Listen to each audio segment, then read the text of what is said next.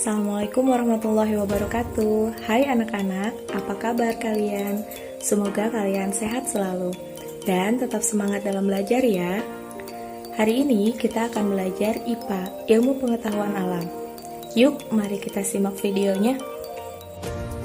Jangan lupa, sebelum kita belajar, mari kita baca doa terlebih dahulu, supaya ilmu yang kita pelajari hari ini akan bermanfaat di masa depan. Bab 1. Objek IPA dan pengamatannya. Di bab 1 ini, kalian akan mempelajari beberapa istilah-istilah penting, seperti pengamatan, pengukuran, besaran, satuan, sistem internasional, besaran pokok, dan besaran turunan. Penyelidikan IPA. Pernahkah kalian memperhatikan teman kalian? Misalnya, mengamati tinggi badan, warna kulit, bentuk hidung, bentuk mata, dan berapakah massa tubuhnya? Nah, semua kegiatan ini disebut dengan penyelidikan ilmiah IPA.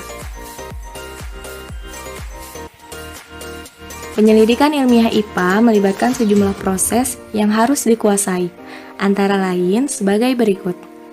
Yang pertama, pengamatan. Melakukan pengamatan bisa menggunakan panca indera, yaitu dengan menggunakan mata, hidung, telinga, lidah, ataupun kulit. Termasuk melakukan pengukuran dengan alat ukur yang sesuai. Contohnya, mistar atau penggaris, termometer, amperemeter, lightmeter, atau timbangan. Pengamatan dilakukan untuk mengumpulkan data dan informasi. Selanjutnya, setelah melakukan pengamatan, maka kalian diminta untuk membuat inferensi. Membuat inferensi yaitu merumuskan penjelasan berdasarkan pengamatan. Penjelasan ini digunakan untuk menemukan pola-pola atau hubungan antar aspek yang diamati dan membuat perkiraan. Langkah yang terakhir adalah mengomunikasikan hasil pengamatan. Mengomunikasikan hasil pengamatan dapat dilakukan baik secara lisan maupun tulisan. Hal yang dikomunikasikan termasuk data yang disajikan dalam bentuk tabel, grafik, bagan, dan gambar yang relevan. Manfaat belajar IPA. Dengan belajar IPA, kita dapat meningkatkan kualitas hidup. Misalnya, apakah bunga yang ditanam akan tumbuh? Nah, ketika kita belajar IPA, maka sebelum kita menanam tanaman atau tumbuhan, kita akan memperhatikan atau mempelajari faktor-faktor apa yang akan mempengaruhi pertumbuhan dan perkembangan pada tanaman tersebut. Sehingga diharapkan nantinya kualitas hidup dari tanaman tersebut akan menjadi lebih baik dan dihasilkanlah bibit unggul. Selanjutnya, dengan belajar IPA, kita dapat memahami berbagai hal di sekitar kita. Misalnya, mengapa matahari bersinar? Yang lainnya adalah menyelesaikan masalah. Setelah belajar IPA, kita dapat menyelesaikan masalah. Misalnya, bagaimana mendapatkan air bersih dan dari air keruh. Selanjutnya adalah kita dapat berpikir logis dan sistematis. Misalnya, jika datanya seperti ini, maka apa kesimpulannya? Nah, berpikir logis di sini berarti berpikir yang masuk di akal, dan sistematis berarti sesuai dengan urutan. Objek yang dipelajari dalam IPA. Objek yang dipelajari dalam IPA yakni seluruh benda di alam dengan segala interaksinya untuk dipelajari pola-pola keteraturannya. Secara garis besar, objek yang dipelajari dalam IPA yaitu ada dua. Yang pertama, objek yang berukuran kecil atau remik, dan yang kedua, objek yang berukuran besar. Objek yang berukuran kecil atau remik, contohnya seperti bakteri, virus, dan partikel atom. Sementara objek yang berukuran besar, contohnya seperti lautan, bumi atau matahari, dan jagat raya. Pengertian pengukuran. Pengukuran merupakan kegiatan membandingkan sesuatu yang diukur dengan menggunakan alat ukur yang digunakan sebagai satuannya. Besaran. Besaran adalah segala sesuatu yang dapat diukur dan dinyatakan dengan angka. Satuan. Satuan merupakan acuan yang digunakan dalam pengukuran. Contohnya, seperti ketika kita akan mengukur meja menggunakan penggaris atau mistar, atau bisa juga dengan menggunakan meteran, didapat data yakni panjang meja 1,2 meter. Di sini kedudukan panjang adalah sebagai besaran.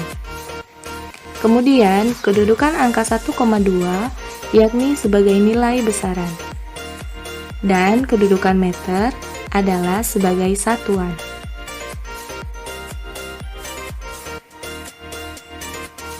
Satuan pengukuran. Satuan pengukuran terdiri dari satuan baku dan satuan tidak baku. Satuan baku merupakan satuan yang sudah disepakati bersama oleh para ahli, sehingga hasil ukurannya antara satu orang dengan orang yang lainnya memiliki hasil pengukuran yang sama. Sementara satuan tidak baku merupakan satuan yang belum disepakati bersama, sehingga hasil pengukurannya antara satu orang dengan orang yang lainnya dihasilkan hasil pengukuran yang tidak sama. Satuan baku contohnya adalah meter, kilogram, dan sekon. Sementara satuan tidak baku contohnya adalah jengkal, hasta, dan depa.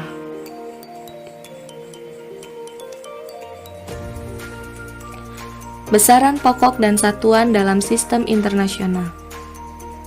Yang pertama ada jumlah zat dengan satuan mol, simbol mol.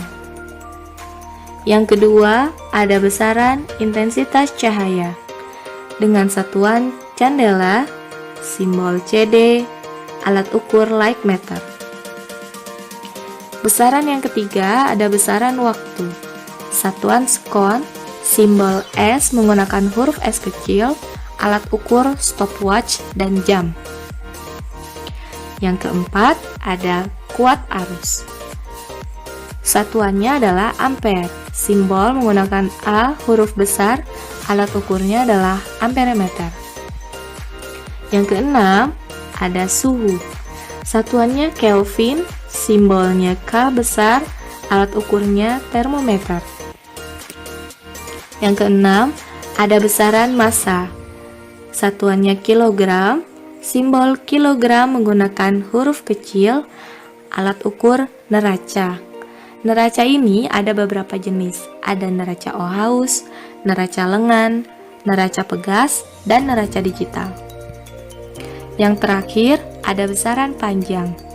Besaran panjang satuannya meter, simbol M menggunakan M huruf kecil, alat ukurnya penggaris, meteran, jangka sorong, mikrometer skru.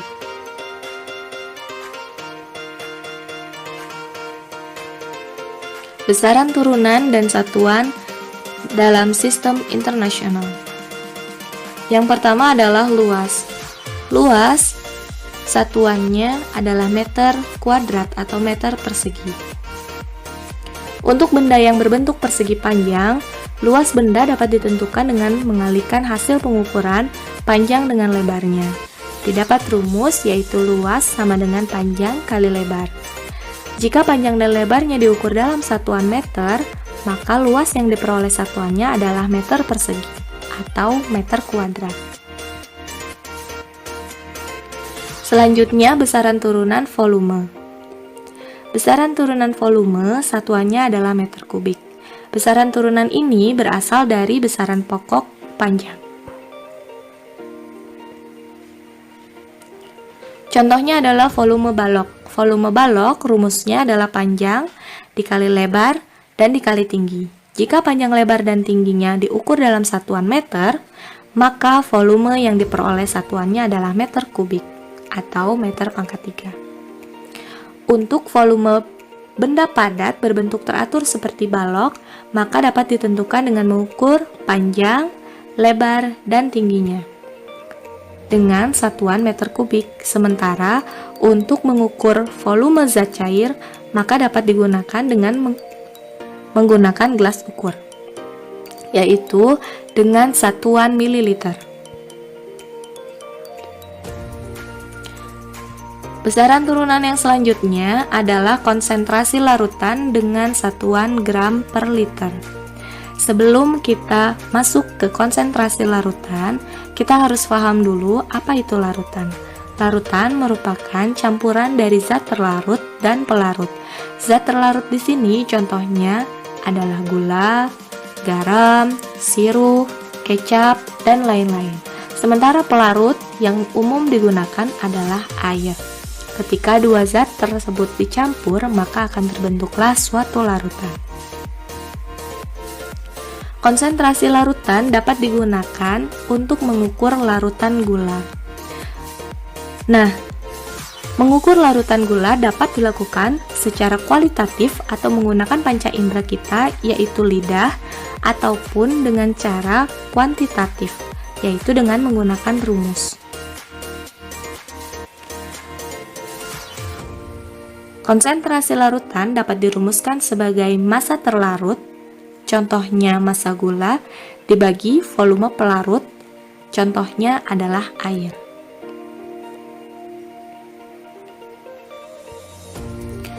Selanjutnya, besaran turunan laju pertumbuhan. Besaran laju pertumbuhan ini diturunkan dari besaran panjang dan waktu. Kita masuk ke contoh soal. Misalkan kamu menanam jagung. Pada pengukuran awal diperoleh tinggi tanaman 20 cm. Dalam waktu 10 hari, tingginya menjadi 60 cm. Kamu dapat menentukan laju pertumbuhan jagung tersebut dengan perhitungan sebagai berikut. Laju pertumbuhan sama dengan pertambahan tinggi, yakni tinggi akhir 60 cm dikurangi tinggi awal 20 cm. Dibagi selang waktu, yaitu 10 hari. Didapat hasil 40 cm dibagi 10 hari, yakni 4 cm per hari.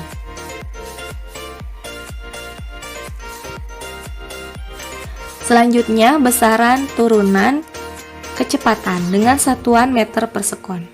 Besaran kecepatan ini merupakan besaran turunan dari panjang dan waktu. Besaran pokok ini menunjukkan seberapa cepat benda berpindah. Rumus dari kecepatan yaitu jarak dibagi waktu tempuh, atau jika ditulis menggunakan lambang, yaitu V kecil sama dengan S dibagi T kecil.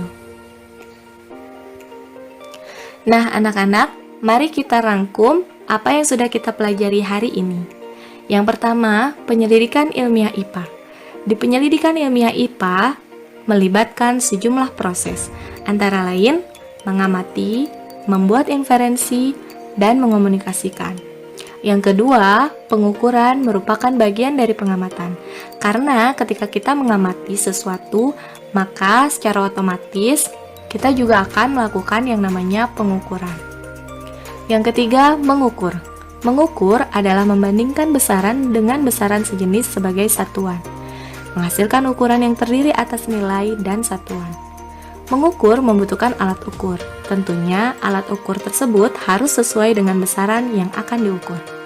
Yang keempat, besaran yang diukur terdiri atas besaran pokok dan besaran turunan. Besaran pokok merupakan besaran yang dapat didefinisikan, atau besaran yang satuannya berdiri sendiri.